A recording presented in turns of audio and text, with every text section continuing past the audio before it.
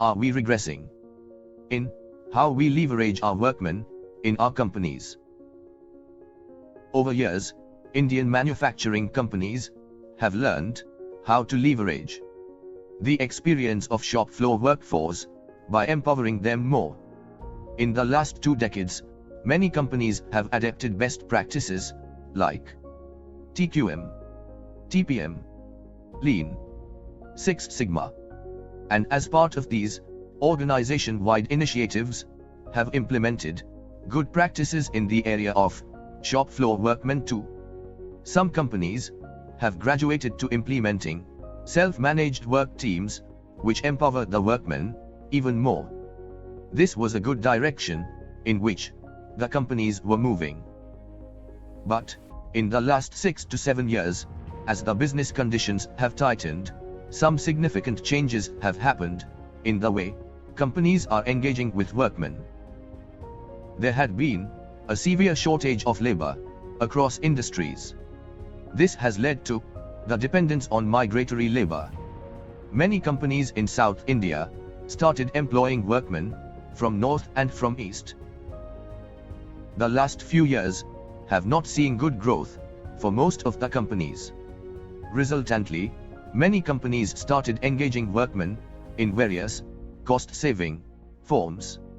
Their workmen are comprising of diploma trainees, ITI trainees, graduate trainees under the government schemes that allows them to pay meager stipend. Some other companies have 100% contract workmen to have some flexibility in reducing the workmen when not needed. We are sure there are more innovations on the part of the companies that we are not mentioning here to manage their profitability.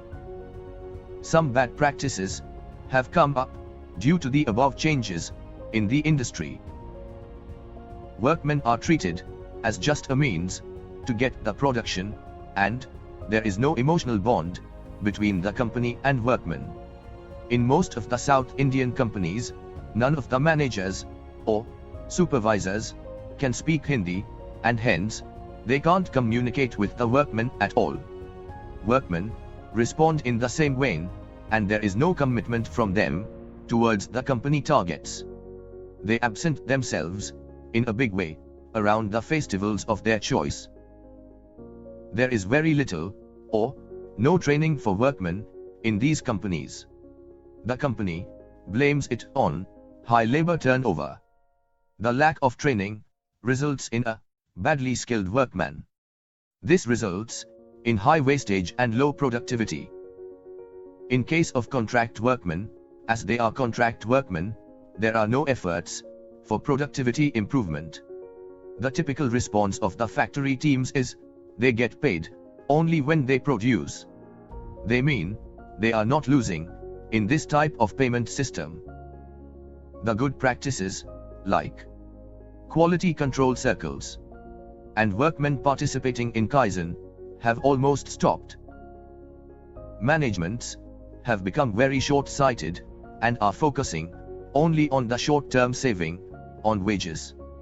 The focus on quality, productivity, and the benefit that the experienced workman can bring into an organization are pushed aside.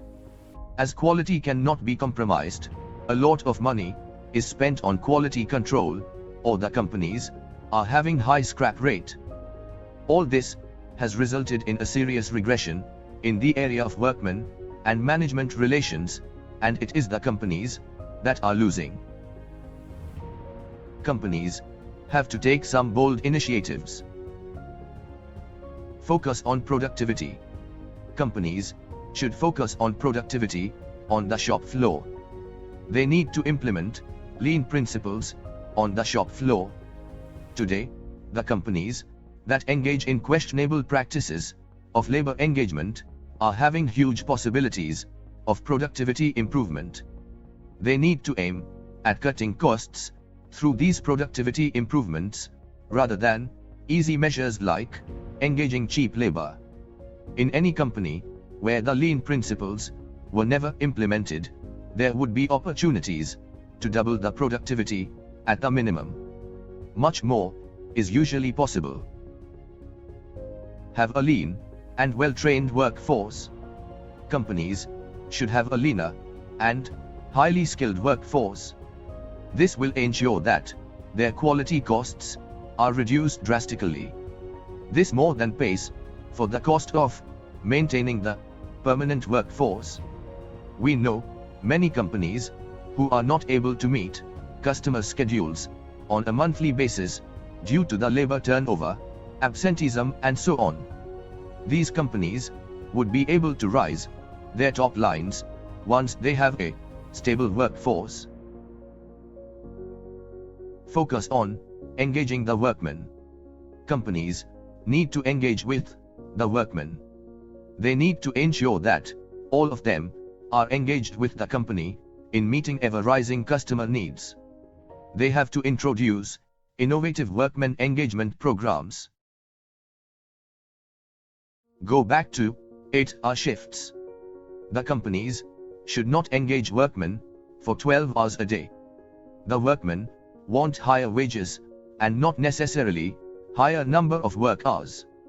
In some companies, where a study was done on quality problems, the data showed that the quality problems start at around 5 p.m. in the evening, as the workmen get tired due to the 12-hour working. Some studies indicate that the workmen from north and east have health problems at around the age of 50, and they are forced to retire early. It is very short-term thinking on the part of both companies and workmen to go for 12-hour shifts. The higher wages would be more than compensated from the improved quality of products, higher productivity, and lower absenteeism, leading to lesser production losses. Let us look at some best practices from companies in this area that balance the needs of the company and the needs of the workmen. Educating them while they are working. An engineering company is running a 3-year diploma program along with the Vocation Training Institute. The trainees are picked up from villages and small towns, those who are looking to educate themselves. The trainees spend the first 6 months fully in the institute. After that, they start spending time in the factory working as operators. Progressively, they keep spending more and more time in the shop floor. The company plans different batches of these trainees. The company gets the operators for about 2.5 years. After the training is over, the operators are given a certificate and they are available for the whole industry to use. They have at least 2 or more batches at a time in their company. With this, they manage their requirement for operators very well. They are taking care of their business as well as contributing towards a social cause of educating the underprivileged and providing trained manpower to the industry, giving them life skills. Another textile company hires the lady trainees from villages and small towns in India.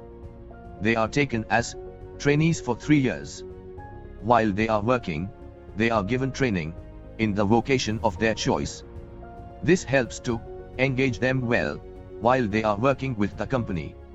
They also gain life skills that they can use after completing the training period with the company. It is a win-win situation for the company and the trainees. The lady trainees are also given a lump sum amount while they are leaving. Most of the ladies use this for their marriage. Doubling productivity.